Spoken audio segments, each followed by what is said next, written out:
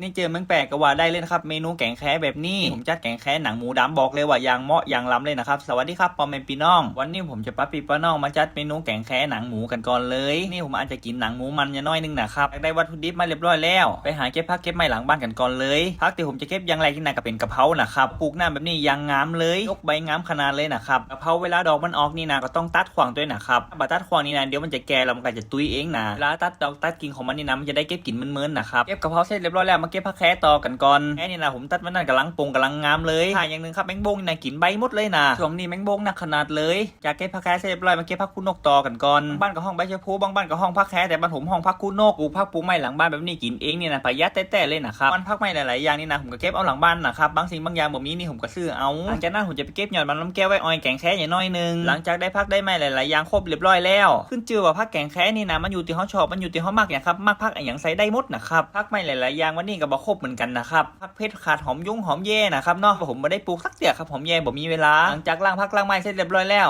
ผมก็จะมาเด็ดมาใส่ยอดมันน้ำแก้วกันก่อนเลยนะครับได้มาสัก 2-3 ยอดนี่นะครับเนาะบ่มีหลายหน้าผมหันใส่มันออกหนักอยู่นะครับเนาะพอดีว่าหน้ามันท่วมมันก็เลยเหี่ยวเลยแห้งไปอย่างนะครับเนาะถ้าใครได้แฟนเป็นคนเหนือนี่นะต้องได้กินเมนูนี้แน่นอนครับแกงแค่หมูแกงแค่ไก่แกงแค่ปลานี่นะแน่นอนนะครับนั่นก็มาเด็ดมาใส่ผักกันก่อนเลยนี่ผมก็มาได้ใส่นะครับเนาะเอาซอยเอาง่ายดี อย่างแรกที่ผมซอยนะก็เป็นผักลาตามด้วยผักแค่มีใบพริกอย่าง2-3 ยอดนะครับเนาะใบพริกบ่ค่อยงามครับมันเหลืองนั่นก็มาซอยพอพูและมะเขือต่อเลยมะเขือนี่นะครับมาได้แต่นะครับแกงแค่บ้านผมนี่นะมักขนาดครับมาแข่งมะเขือแกงแค่นี่นะจากซอยผักซอยไม้หลายๆอย่างเสร็จเรียบร้อยแล้วหนังหมูต่อเลยนะครับเนาะที่ว่าแม่ผมส่งมาให้กินหนักขนาดเลยครับหมูดำนี่นะเรียกว่าเมนูหมูดำนี่ยาวๆแน่นอนนะครับเนาะ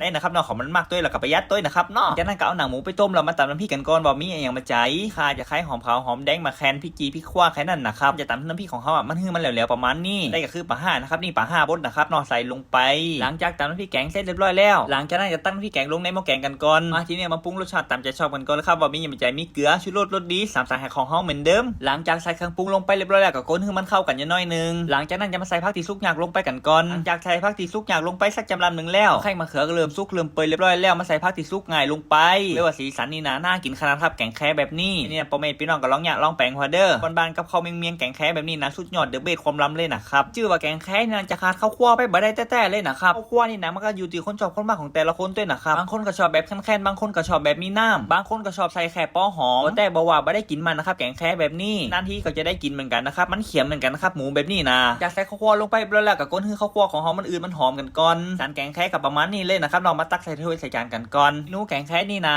พ่อแม่ผมนี่นะป้ากินตั้งแต่เป็นละออนเลยครับเมนูนี่นะบอกไปเมืองเหนือฮอตเตอร์ได้กินเมนูแกงแค่แน่นอนแค่ไก่บักแกงแค่หมูเนี่ยก็ต้องได้กินแน่นอนครับแกงแค่นี่นะปีน้องคนอีสานนี่นะหลายๆคนนี่เขาก็ติดใจแกงแค่เหมือนกันนะครับมากนี่นะเขาจะติดใจแกงแค่ไก่มากกว่าลำดีอินโนแล้วสาวแมมนี่นะสาวแมมก็เป็นคนอีสานครับกินได้หมดเหมือนกันนะครับเนาะวันนี้นะสาวแมมแทบจะเป็นคนเหนืออัตโนมัติแล้วนะครับผมป้าสาวแมมหยอกเมนูไหนนะแกงหยอกหมดเลยนะครับเนาะสนใจแหละบรีลอรีไลน์สาวแมมฟาดหมดนะครับเนาะพ่อแม่พี่น้องคนเหนือหันเมนูนี้นะน้ำลายย่อยเลิกกันนะเมนูนี้นะสุดยอดเด็ดเบ็ดความล้ำเลยคือว่าหนังหมูนี่นะก็ย่าได้หลายเมนูเหมือนกันนะครับผมก็ฝากย้ำไปแล้วนี่ก็มาจัดแกงแค่แหมผมจะเอาพัดเพชรอีหนังบ่ค่อยจะได้นะครับบ่ค่อยมากแต่ได้แค่แบบนี้ล้ำกว่าครับเนาะ